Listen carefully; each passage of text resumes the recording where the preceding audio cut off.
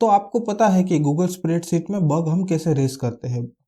इस सेशन में हम डिस्कस करने वाले हैं जीरा में बग कैसे रेस करेंगे। जीरा क्या है? वो एक बग ट्रैकिंग टूल है और मोस्ट ऑफ द कंपनी ये बग ट्रैकिंग टूल यूज करती है। तो कोई कंपनी जीरा यूज करती है, कोई बगजीला यूज करती है, रेडमाइन यूज करती है, लेकिन almost look and feel wise वो टूल्स डिफरेंट है, बट जो भी फंक्शनैलिटी है, जो भी फील्ड है, across the tools almost 80 to 90% same होता है।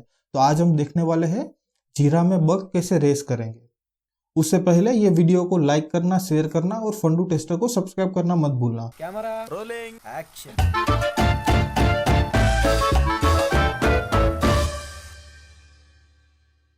तो सबसे पहले तो हमें ये बात की जानकारी होनी चाहिए कि हम बग रेस करते हैं तो उसमें क्या क्या डेटा हम मेंशन करने वाले हैं, क्या क्या टर्म्स उसमें होते हैं। तो उसमें बहुत सारे टर्म्स होते हैं, जैसे कि सबसे पहले हो गया समरी। तो समरी क्या है कि हमें जो भी बग मिलता है उसका बेसिकली टाइटल है। उसको जो भी बग मिला हमें 1 या 2 लाइन में उसको समझाना है, तो ये उसका टाइटल हो गया। उसके बाद है डिस्क्रिप्शन। तो डिस्क्रिप्शन में क्या होता है कि मेरे को जो भी बग मिला उसका steps to reproduce actual and expected result. अगर मेरा कोई टेस्ट ऑब्जर्वेशन है या मेरा कोई पर्सनल एज ए टेस्टर को एनालिसिस है तो वो सब चीज़ें डिस्क्रिप्शन में लिखूंगा और वो बड़ा सेक्शन होगा, उसमें सारा का सारा इन डिटेल चीज़ें बग के बारे में लिखना है। उसके बाद एक्सपेक्टेड और एक्चुअल रिजल्ट मैंने बताया, तो वो क्या है कि अगर मैं एक्स एक्शन करना चाहता हूँ और एज पर द प्रोडक्ट और बिजनेस में एक्स एक्टिविटी करूंगा तो उसका रिजल्ट मेरे को वाई मिलना चाहिए। तो ये मेरा हो गया एक्सपेक्टेड रिजल्ट। अगर वाई की जगह पे मेरे को जेड मिलता है तो ये, या फिर ए मिलता है, तो मैं बोल सकता हूँ कि भाई ये बग है। तो ये हो गया एक्सपेक्टेड एंड एक्चुअल रिजल्ट। उसके बाद आता है कि बग में एक चीज बहुत क्रिटिकल होती है कि वो है सीवियरिटी एंड प्रायोरिटी। तो ये बहुत जरूरी फील्ड होता है, उसके हिसाब से डेवलपर बग को देखता है, फिल्टर करता है, रीड करता है, प्रायोरिटाइज करता है। तो सीवियरिटी एंड प्रायोरिटी क्या है कि हम जब भी बग रेस करेंगे तो उसकी कितना क्रिटिकल बग है उसके हिसाब से हम उसका मतलब प्रोडक्ट पे कितना इम्पैक्ट करने वाला है तो उसके हिसाब से हम सीवियरिटी मेंशन करेंगे। और अगर सीवियरिटी हाई हो गई तो मतलब क्या होगा कि डेवलपर को जल्द से जल्द उसको बग को फिक्स करना पड़ेगा। तो वो हो गई प्रायोरिटी। उसके बाद आता है लॉग्स और अटैचमेंट। तो उसमें क्या है लॉग्स और अटैचमेंट में कि हमें कोई भी बग मिलता है तो उसके लिए कोई ना कोई प्रूफ होता है या डेवलपर को समझने में आसानी हो। तो लॉग्स में क्या होता है कि सर्वर का लॉग हो गया या फिर क्लाइंट का लॉग हो गया, यूआई का लॉग हो गया। तो ये सारे लॉग्स मतलब वो डिटेल में वो उसका स्टेप बाय स्टेप जो जो एक्टिविटी किया है वो ऐसे लॉग्स दिखेगा। और उसके बाद क्या है कि अटैचमेंट। तो अटैचमेंट क्या है कि वो बग का स्क्रीनशॉट क्या है या फिर स्क्रीनशॉट बेसिकली जो भी दिखता है उसका मैं यूआई का पूरा स्क्रीनशॉट ले लूंगा या फिर मैं वीडियो बना के उसमें डाल सकता। तो ये सब हो गया। तो ये हो गया लॉग्स एंड अटैचमेंट। उसके बाद है कि स्प्रिंट एंड लेबल। तो स्प्रिंट बेसिकली क्या है कि हम नॉर्मल लैंग्वेज में हम बात करते हैं, डे टू डे लैंग्वेज में तो हम क्या बोलते हैं कि पहला हफ्ता है ये महीने का, दूसरा हफ्ता, तीसरा हफ्ता, चौथा हफ्ता। हम वीक से सब काम को डिवाइड करते हैं कि आज पहले हफ्ते में मेरे को ये काम करना है, दूसरे हफ्ते में ये काम करना है। तो कंपनी में हफ्ते को अच्छी भाषा में उसको स्प्रिंट बोलते हैं। तो स्प्रिंट भी अलग अलग कंपनी में उसमें अलग अलग डेज होता है। हफ्ता अब क्या है कि एक वीक में हम 7 दिन रहता है जनरली, लेकिन कंपनी में क्या होता है कि कंपनी में एक स्प्रिंट है तो किसी में 7 दिन का स्प्रिंट हो गया, किसी में 15 दिन का स्प्रिंट हो गया, किसी में 21 दिन का स्प्रिंट हो गया। तो उसके हिसाब से टास्क को डिवाइड किया जाता है। तो स्प्रिंट का नाम दिया जाता है, किसी में कोई फैंसी नाम देते हैं या कोई कंपनी में स्प्रिंट 1 है, स्प्रिंट 2 है, स्प्रिंट 3 है। तो मतलब स्प्रिंट 1 क्या हो गया कि पहले 15 दिन में ये काम करना है तो 15 दिन का स्प्रिंट 1। उसके बाद दूसरे 15 दिन तो उसमें स्प्रिंट 2 आएगा, फिर तीसरे 15 दिन है तो उसमें स्प्रिंट 3 आएगा। तो ऐसे स्प्रिंट में काम करते हैं सब लोग।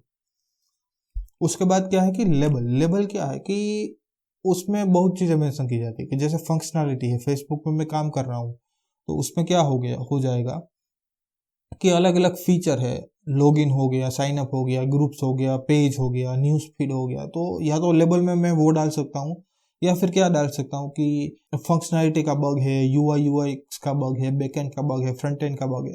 तो उसके हिसाब से वो कंपनी टू कंपनी हो, टीम टू टीम डिपेंड करता है। और लास्ट है टाइप्स ऑफ द बग। तो टाइप क्या हो गया कि एनहांसमेंट है, बग है, फंक्शनल है, यूआई यूएक्स है, तो ये सब टाइप्स ऑफ द बग में भी मेंशन कर सकते हैं।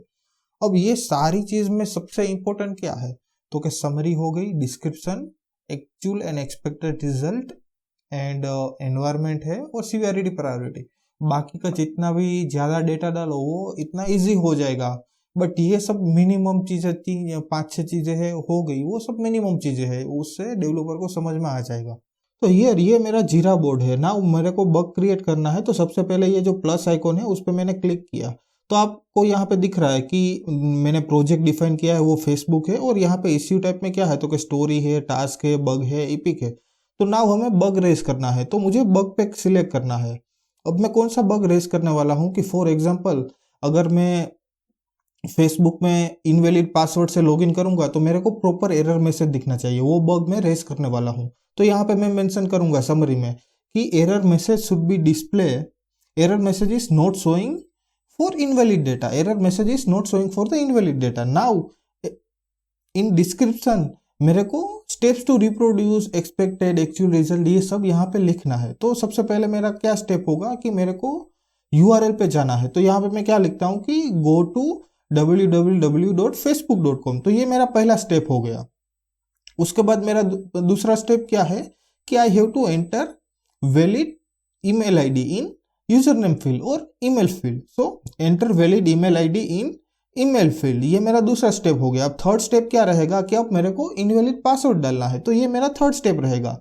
तो enter invalid password into the password field, तो ये मेरा थर्ड स्टेप हो गया। तो ये ऐसे इजी लैंग्वेज में ही लिखना है, हमें कोई हार्ड कोर या बहुत एडवांस इंग्लिश या ऐसा कोई लैंग्वेज में नहीं लिखना है कि कोई भी डेवलपर है उसको आसानी से समझ जाए। और कम से कम स्टेप में पूरा इंफॉर्मेशन हमें प्रोवाइड करना है कि ना तो हमें कहानी लिखनी है, ना मतलब सामने वाले को इजीली समझ में आ जाए, ऐसे हमें लिखना है। अब फोर्थ स्टेप हमारा ये हो गया कि क्लिक ऑन लॉगिन बटन। तो जैसे हमने इनवैलिड पासवर्ड डाला उसके बाद हमें लॉगिन पे क्लिक करना है, तो क्लिक ऑन लॉगिन बटन। तो ये पूरा स्टेप्स टू रिप्रोड्यूस हो गया। उसके बाद मेरे को क्या लिखना है कि एक्सपेक्टेड एंड एक्चुअल रिजल्ट। तो सबसे पहले मैं लिखूंगा कि एक्सपेक्टेड रिजल्ट। तो एक्सपेक्टेड रिजल्ट में क्या आएगा कि valid error message should be displayed, मतलब सही से एरर मैसेज दिखना चाहिए अगर मैं कुछ गलत डेटा डालता हूं या यूजर कोई गलत डेटा डालता है। तो मैं क्या लिखता हूं कि Facebook should throw an error message. यहां पे फेसबुक की जगह हम ये भी लिख सकते हैं कि application should throw an error message an actual result. तो एक्चुअल रिजल्ट क्या है कि फेसबुक एरर मैसेज थ्रो नहीं कर रहा है, तो वो मेरे को यहाँ पे लिखना है कि error message is not showing for invalid data. तो वो समरी और एक्चुअल रिजल्ट दोनों सेम भी हो सकता है या थोड़ा बहुत आप चेंजेस कर सकते हो। तो ये हो गया मेरा डिस्क्रिप्शन। उसके बाद यहाँ पे बहुत सारे ऑप्शन है, स्टाइल है, फॉन्ट है, तो उसके हिसाब से आपको बोल्ड में लिखना है, इटैलिक में लिखना है, वो सब आप चेंज कर सकते हो। और यहाँ पे मैंने समरी में क्या लिखा है कि error message is not showing for invalid data. तो ये तो हो गया कि एरर मैसेज नहीं दिख रहा है। अब इसमें समझ में क्या आता है कि एरर मैसेज कहाँ पे नहीं दिख रहा है, कहाँ पे मैं इनवैलिड डेटा डाल रहा हूँ। तो बेटर विजुअलाइजेशन के लिए, क्योंकि समरी है वो हाईलाइटेड होती है हर एक जगह पे, तो यहाँ पे मैं टैग में डाल सकता हूँ कि लॉगिन फंक्शनैलिटी है या कोई अदर फंक्शनैलिटी है।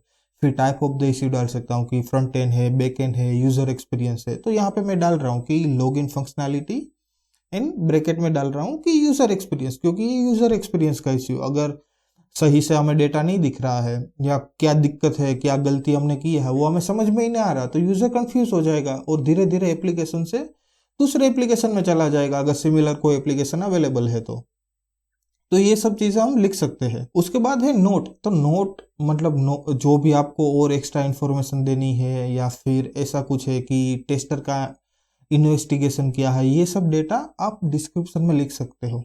तो यहाँ पे मैं क्या लिख रहा हूँ कि एज ए यूजर में not able to verify valid data, it may impacted और it may be impacted on a user experience. तो ये थोड़ा मैं हाईलाइट करना चाहता हूँ कि ये यूजर एक्सपीरियंस का बग है और यूजर कंफ्यूज हो जाएगा।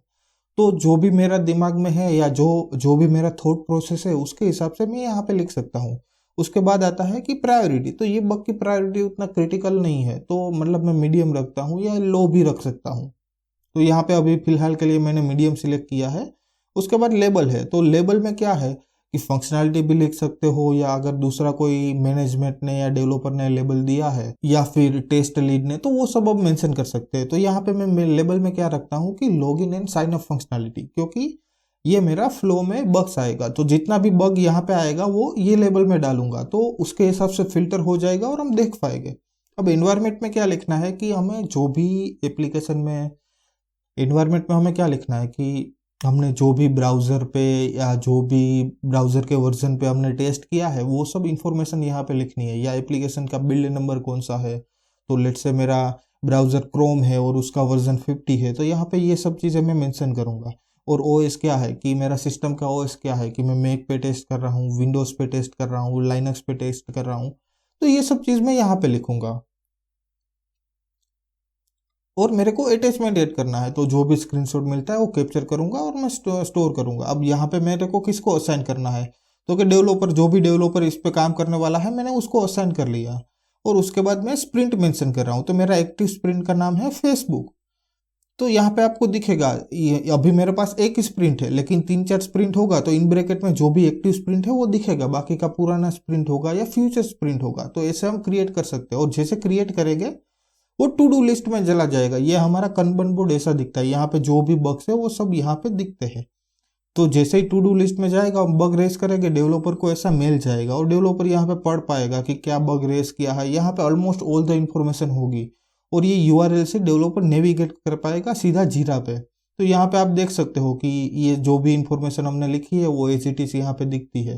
प्रायोरिटी, टाइप, इन्वायरमेंट, उसके बाद स्प्रिंट, डिस्क्रिप्शन, स्क्रीनशॉट, ये सारी की सारी इंफॉर्मेशन यहाँ पे दिख रही है। और रिपोर्टर कौन है, असाइनी कौन है, क्रिएटेड, अपडेटेड डेट, ये सब चीज़ें यहाँ पे दिखती है। और अगर डेवलपर को ऐसा लगता है कि उसने काम किया, करना स्टार्ट किया, तो वो टू डू से इन प्रोग्रेस पे करेगा, या अगर उसने फिक्स कर दिया तो वो डन पे क्लिक करेगा। तो फॉर एग्जाम्पल यहाँ पे डेवलपर ने उस पर काम करना स्टार्ट किया, तो वो क्या करेगा कि इन प्रोग्रेस पे वो क्लिक करेगा। उसका मतलब क्या है कि टीम को या टेस्टिंग टीम को क्या पता चलेगा कि वो उसने काम करना स्टार्ट किया, और फिर से एक मेल जाएगा।